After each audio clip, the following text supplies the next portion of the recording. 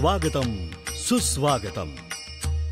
बर्वेनगर व अखिल भटवाडी सार्वजनिक गणेशोत्सव मंडळ इथे उपस्थित सर्व गणेश भक्तांचे सहर्ष स्वागत करीत आहे.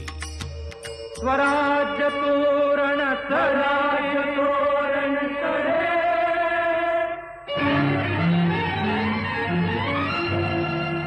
गरजती तोफांचे चौघडे,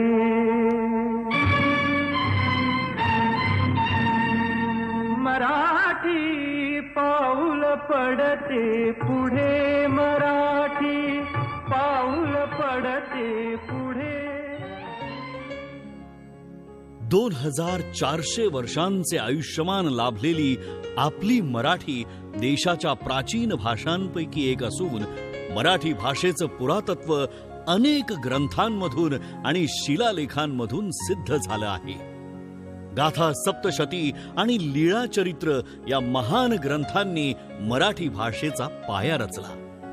मुघलांच्या 400 वर्षांच्या आणि इंग्रजांच्या 150 वर्षांच्या राजवटीनेही मराठीच्या अस्मितेला आणि समृद्धतेला तडा गेला नाही.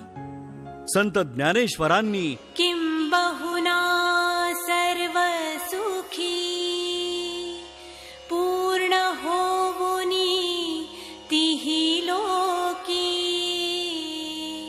भजिजो आदि पुरुखी अखंडित.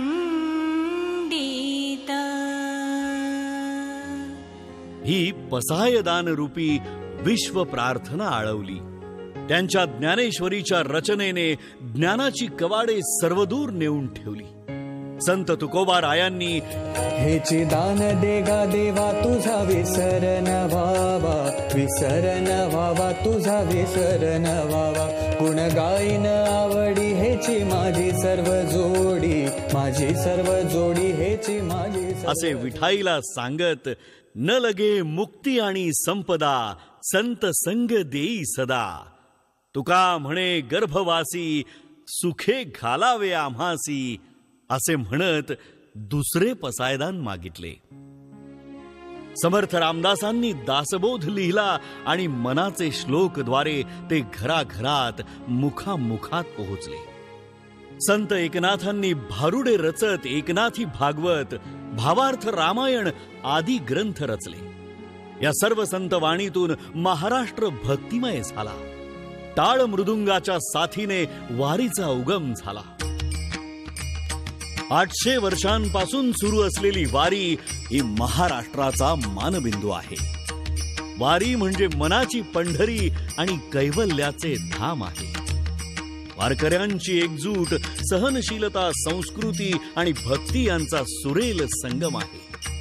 यात अनेक बोलीभाषांचा मिलाप असतो. कोकणी, अहिराणी, मांडेशी, वऱ्हाडी अनेक बोलीभाषा असूनही वारी आणि मराठी एकसंध आहे. 17व्या शतकाच्या पूर्वार्धात श्री छत्रपती शिवाजी महाराजांनी स्वराज्याची आणि सुराज्याची मुहूर्तमेढ रोवली आणि स्वराज्याची राज्यभाषा म्हणून मराठीची निवड केली. त्यानंतर पेशव्यांनी मराठीचा झेंडा अटकेपार नेऊन ठेवला, जो आज मितीपर्यंत सातत्याने अभिमानाने डौलात फडकतो आहे. भारतीय साहित्यिकांसाठी ज्ञानपीठ पुरस्कार असो किंवा देशाचा सर्वोच्च नागरी पुरस्कार भारतरत्न असो, मराठीची ओळख दुमदुमत राहिली. विंदा करंदीकर, विवा शिरवाडकर उर्फ कुसुमाग्रज, वि. स. खांडेकर, भालचंद्र नेमाडे या महान लेखकांना ज्ञानपीठ पुरस्कार देऊन गौरवण्यात आले. तर गान सम्राज्ञी लता मंगेशकर, भीमसेन जोशी, साहित्य आणि सामाजिक कार्यासाठी महर्षी धोंडो केशव कर्वे, विनोबा भावे, पा. वा. काणे, क्रीडा क्षेत्रातील सचिन तेंडुलकर, उद्योग क्षेत्रातील JRD टाटा आणि डॉक्टर बाबासाहेब आंबेडकर या मान्यवरांना भारतरत्न हा सर्वोच्च पुरस्कार देऊन गौरवण्यात आले. या सर्व विभूतींनी मराठी भाषेचा आणि महाराष्ट्राचा माथा अभिमानाने उन्नत ठेवला. म्हणूनच 11 जानेवारी 1965 रोजी महाराष्ट्राची अधिकृत राज्यभाषा असा दर्जा देऊन मराठीचा ऐतिहासिक गौरव झाला. 3 ऑक्टोबर 2024 रोजी यावर कळस चढवला गेला आणि मराठी भाषेला अभिजात भाषा हा दर्जा प्राप्त झाला. आपली भाषा ही अभिजात आहे नव्हे हे सिद्ध झाले आहे. आता जबाबदारी तुमची, आमची, माझी कर्तव्य समजून आपल्या मराठी भाषेचे संवर्धन करण्याची, तिचा गौरव करण्याची. हे गणराया, हे बुद्धिदात्या, आम्हा सर्व मराठी लेकरांना आपल्या माय मराठीचा प्रचार, प्रसार आणि संवर्धन करण्याची शक्ती दे, बुद्धी दे, हीच तुझ्या चरणी प्रार्थना. लाभले आम्हास भाग्य बोलतो मराठी. लाभले आम्हास भाग्य बोलतो मराठी.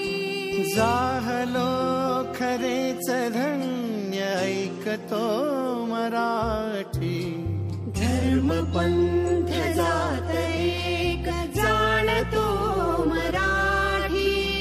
धर्म पंथ जात एक जाणतो मराठी. हे वढ्या जगात माय मानतो मराठी.